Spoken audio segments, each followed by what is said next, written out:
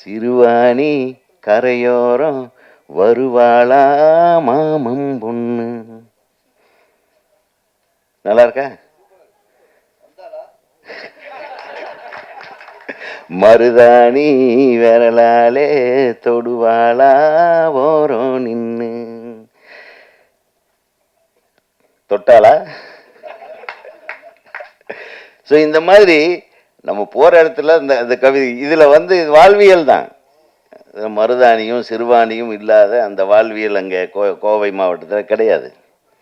கண்ணால கடிவாளம் போட்டாலே கண்ணழகி கண்ணழகி கண்ட மீன் கண்ணழகி சொல்லாத ஒரு வார்த்தை சொன்னாலே சொல்லழகி சொல்லழகி வண்ணத்தமிழ் சொல்லழகி.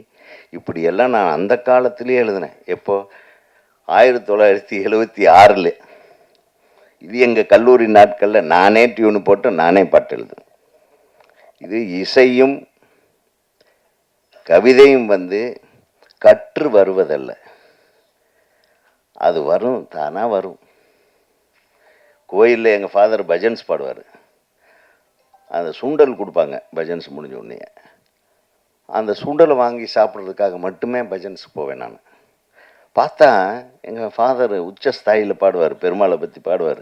சனிக்கிழமை ஜெய ஜெய விட்டலா பாண்டுரங்க விட்டலா அந்த மாதிரி பாட்டெல்லாம் பாடும்போது உணர்ச்சி பிரவாகத்தில் எல்லாரும் அந்த தாளம் தட்டிட்டு அதை பார்க்கும்போது இப்போ இவ்வளவு ரசிகர்களாக எங்கள் அப்பாவுக்கு, நான் இந்த மாதிரி ஒரு ஆளாகணும், அப்படி ஒரு ஆசை வந்தது தான் எனக்கு. எங்கள் அப்பந்தான் குரு.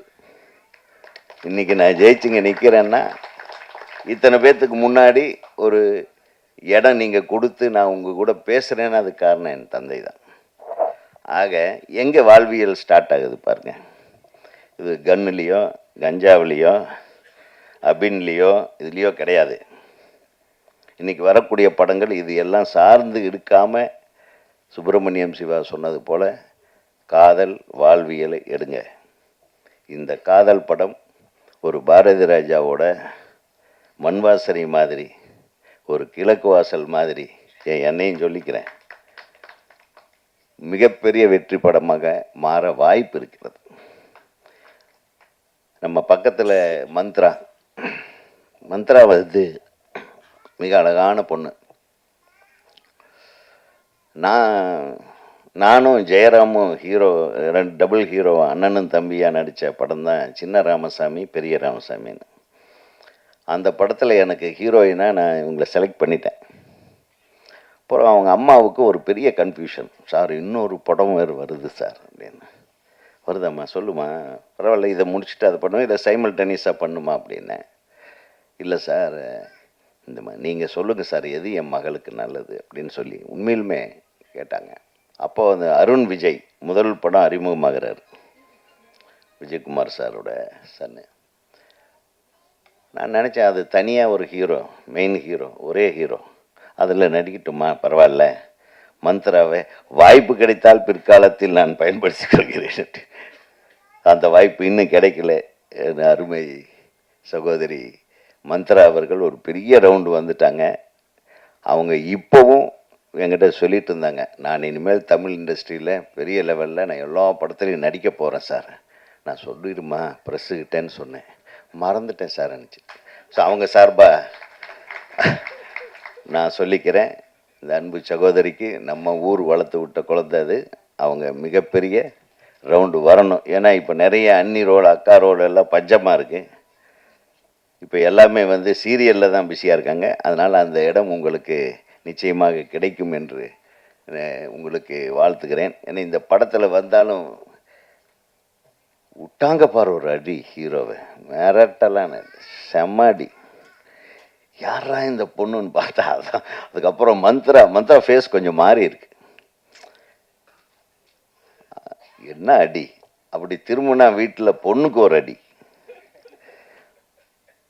பக்கத்தில் வந்து உட்கார்ந்தோடனே நான் கொஞ்சம் ஒதுங்கி தான் உட்காந்துருந்தேன், பயந்துட்டு. ஆக அந்த அந்த பவர்ஃபுல் கேரக்டரை பண்ணக்கூடிய அளவுக்கு இன்றைக்கி வந்து அவங்கக்கிட்ட ஒரு தனித்தன்மை இருக்குது. அதை இந்த தமிழ் தயாரிப்பாளர்கள், தமிழ் பட தயாரிப்பாளர்களும் இயக்குநர்களும் பயன்படுத்தி கொள்ள வேண்டும். அதுக்கப்புறம் நம்ம ஹீரோவை பற்றி சொல்லணும். ஹீரோ ரொம்ப இயல்பாக நடிச்சிருந்தார் தம்பி, ரொம்ப நல்லா பண்ணியிருந்து, ரொம்ப இயல்பாக இருந்தது. எல்லாரும் சொன்னாங்க நீங்கள் லண்டனில் அங்கே இங்கெல்லாம் சுற்றிட்டுருக்கீங்களா, பிஸ்னஸ் பண்ணுறீங்களா? யூகேவா? ஓகே. பிறந்து வளர்ந்த ஊர் யூகே. யுவர் தமிழியன். ஸோ லண்டன்லேருந்து பிறந்து வளர்ந்து இங்கே வந்து தமிழ் படத்தில் தமிழர்களுடைய, அதாவது தமிழ் உணர்வு அவருக்கு இருக்கும், அவங்க நம்மளை விட ஜாஸ்தி இருக்கும் அவங்களுக்கு. ஆனால் ரொம்ப இயல்பான ஒரு முகம், ஒரு வில்லேஜுக்கு தகுந்த மாதிரி அந்த மண் வாசனை பாண்டியன் மாதிரி அந்த எக்ஸ்ப்ரெஷன் இருக்குது பாருங்கள். அது என்ன அழகான அந்த பொண்ணு, கொஞ்சம் பார்த்தா நம்ம சௌந்தர்யா மாதிரி இருக்குது ஃபேஸு. நிச்சயமாக நீ இந்த ஜோடி வந்து மிகப்பெரிய வெற்றி பெறும் ஜோடி என்பதை நான் வந்து இங்கே உறுதியாக சொல்லிக்கொள்ள ஆசைப்படுகிறேன். ஏன்னா அந்த அளவுக்கு இருந்தது. ஸோ இந்த படத்தில் எல்லாமே அமைஞ்சிருக்கு. சிவா தரர தர தரர, இந்த சிவா பண்ண லொல்லு இருக்கு பாருங்க, அவன் படத்தில் அப்படி ஒரு பியூட்டிஃபுல் சாங்கு. இப்போ ஃபுல் காமெடி பண்ணாலும் ஒரு பாட்டு மனசை மயக்கிட்டே இருக்குன்னா அந்த பாட்டு தான். அனிருத் தான் அதுக்கு காரணம். அந்த அனிருத் இப்போ வேற மாதிரி போடுறாரு, பயங்கர அடி அடிக்கிறாரு, தாங்க முடியாத அடியாக இருக்கு. ஆக ஒரு நல்ல இசையமைப்பாளர் இந்த படத்துக்கு கிடைச்சிருக்காரு, ஒரு நல்ல தயாரிப்பு, நல்ல குழு, நல்ல எடிட்டர், நல்ல டான்ஸ் டைரக்டர். அவங்க வந்து அழகாக அவங்களே நடிக்கலாம் போல் இருக்கு. நடிச்சிருக்கீங்களா?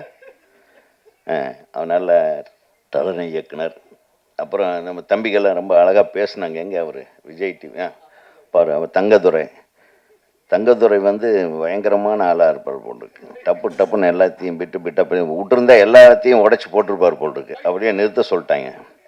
நான் இந்த படத்தை பற்றி முக்கிய ரகசியங்கள் எல்லாம் அவர் தனியாக தள்ளிட்டு போனால் கிடைச்சிரும்னு நினைக்கிறேன். நிச்சயமாக இந்த திரைப்படம் மிகப்பெரிய வெற்றி படமாக அமைய வேண்டும். இதில் ஒரு நல்ல விஷயம் என்னென்னா, மிர்ச்சி சிவாவுக்கு இந்த படத்துக்கு என்னடா சம்மந்தம், நான் பார்த்த உடனே ஜெர்க் ஆகிட்டீங்க. நானும் பேரரசன் தானே சிறப்பு விருந்தினர்கள். இன்னொரு சிறப்பு விருந்தினர் இங்கே எதுக்குப்பா வந்தாருன்னு பார்த்தேன். நம்ம சிவா, நாங்கள் 3 பேர் தவிர இன்னொரு சிவா எதுக்குன்னு நாங்கள் பார்த்தோம். அதுதான் மிர்ச்சி சிவா, எதுக்கு வந்தீங்க, இங்கே என்ன வேலை அப்படின்னே கேட்டேன் நான் சிவா. ஏய்